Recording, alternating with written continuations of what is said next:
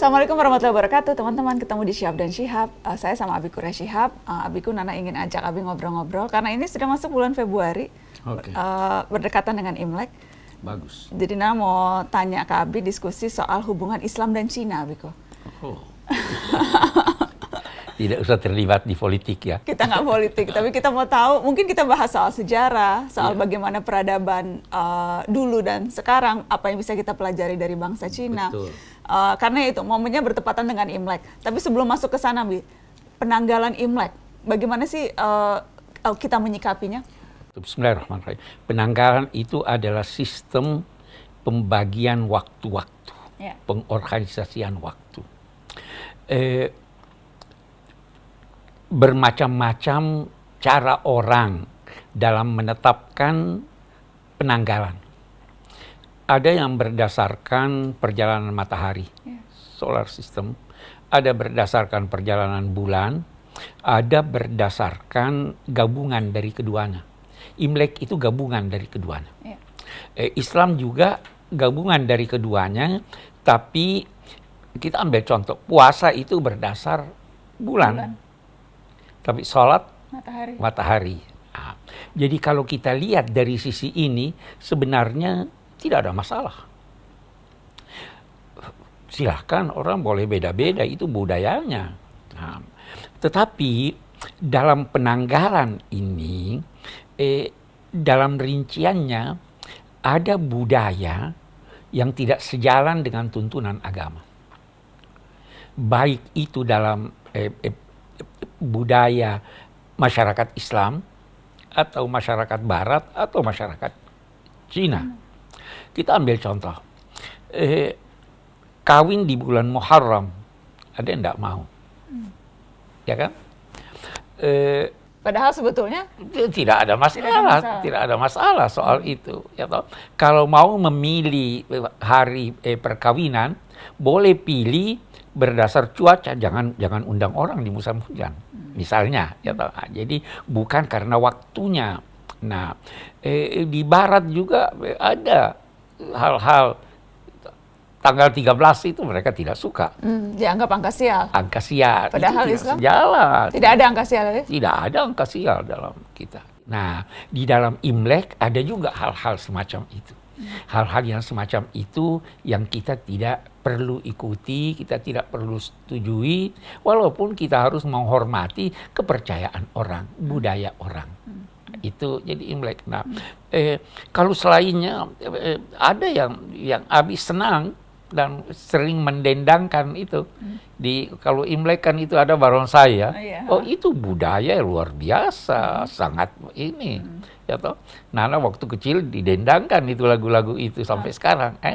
Coba Abi teman-teman tahu. Harus bayar dong kalau Ada tuh teman-teman Abi ikutin nada barongsai. Nadanya itu kan, itu artinya kita ini. Karena apa? Kita harus menghormati budaya orang lain.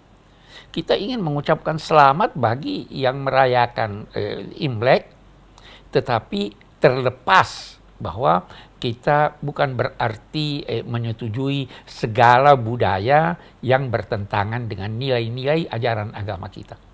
Jadi itu menyangkut Imlek. Kalau kita bicara lebih jauh soal bagaimana hubungan antara Islam dan Cina. Hubungan itu sebenarnya cukup akrab. Dalam sejarah dikemukakan bahwa sahabat Nabi sudah pernah berkunjung ke Cina. Walaupun diperselisihkan kesahihan ini. Ada sahabat Nabi bernama Sa'ad ibn Abi Waqqas. Ada juga putra dari yang menyusukan Nabi. Yang menyusukan Nabi itu Halimah Sa'diyah. Putranya itu pergi ke Cina pada masa Khalifah Umar. Jadi sekitar jadi saudara persusuan Nabi ini? Anak dari Halimah? Anak dari Halimah itu ke sana. Bahkan waktu Abi ke Cina itu ada yang mengatakan bahwa di sini ada kuburannya sahabat Nabi. Tapi itu diperselisihkan. Namun yang jelas bahwa Cina sudah sampai jauh di luar Cina melalui jalur Perdagangan. jalur perdagangan, jalur Sutra. jalur sutra, Ya. baik melalui laut maupun ini. Jadi hubungan itu ada.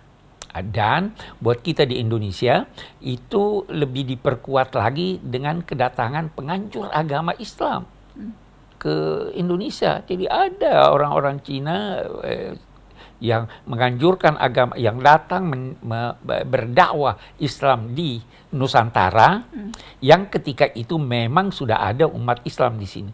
Jadi hubungan itu sebenarnya adalah hubungan akrab. Hubungan itu adalah hubungan kemanusiaan.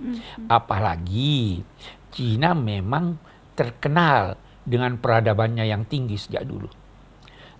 Sejak zaman Nabi, peradaban Cina itu sudah disebut-sebut dan sudah disebut-sebut, ya toh, karena ada hubungan itu ada beda pendapat ulama. Siapa peradaban apa yang menemukan kertas? Ada yang berkata Cina 5.000 tahun yang lalu, ada yang berkata Mesir, tulisan itu dikenal di sana. Jadi peradabannya sangat-sangat tinggi, pengobatan sangat tinggi.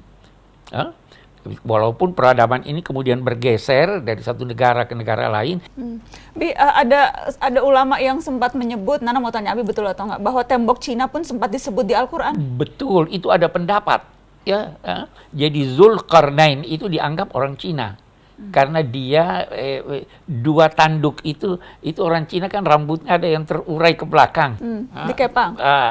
Itu ada yang berpendapat demikian, bahwa itu jadi disebut dalam Al-Quran. Tembok yang dibangun oleh Zulkarnain itu dianggap itulah tembok Cina. Tapi ini ulama berbeda pendapat.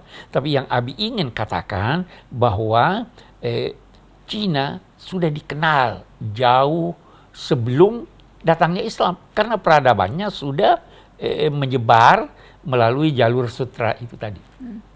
Ada hadis yang juga terkenal, Bi, yang kemudian kerap disebutkan orang, tuntutlah ilmu sampai ke negeri Cina. Sebetulnya itu hadis yang sahih atau tidak, Bi? Tidak, itu bukan hadis sahih. Itu bukan hadis sahih. Sepakat ulama bahwa itu bukan hadis sahih. Dalam jalurnya ada orang, ada yang mengistilahkannya tidak dikenal. Ada yang mengistilahkannya lebih jelas lagi, pembohong. Dalam ilmu hadis, orang yang tidak dikenal itu tidak diterima pemberitaannya. Kita harus menerima pengetahuan dari orang yang dikenal berilmu. Sekarang banyak sekali orang kita terima pendapatnya padahal dia orang tidak dikenal, tidak terlibat dalam ilmu. Nah, hadis itu bukan hadis Nabi. Walaupun kita berkata bahwa kandungannya benar, karena itu hadis ingin berkata begini, tuntutlah ilmu di mana saja walaupun sejauh negeri Cina. Jadi untuk menggambarkan lokasi yang jauh, sampai sejauh manapun tuntutlah ilmu.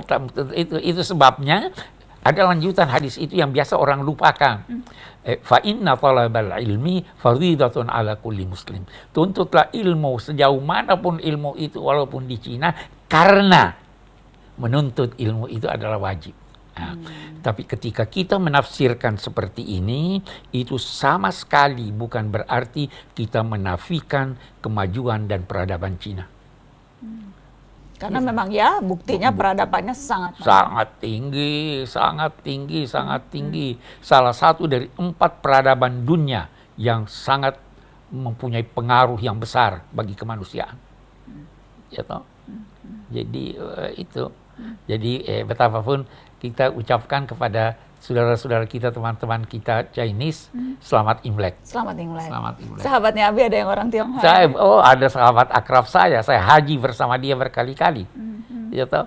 Om Joni. Om Joni Wong, ayahandanya Baim Wong. Hai Baim. Dan Habib Abdurrahman Syihab juga. Sahabatnya Nana juga banyak sekali yang merayakan Imlek. Apalagi sahabatnya Ibu. Teman-teman Umi lagi di situ. Sahabatnya banyak sekali temannya. Jadi kita ucapkan satu hal yang Abi ingin garis bawahi. Jangan pernah mengeneralisir suatu bangsa. Jangan berkata ini bangsa penjahat. Setiap bangsa ada yang baik, ada yang buruk. Ya toh? Terlalu mudah sekarang kita menggampang itu menggeneralisir, menganggap semuanya sama. Semua sama. Tidak.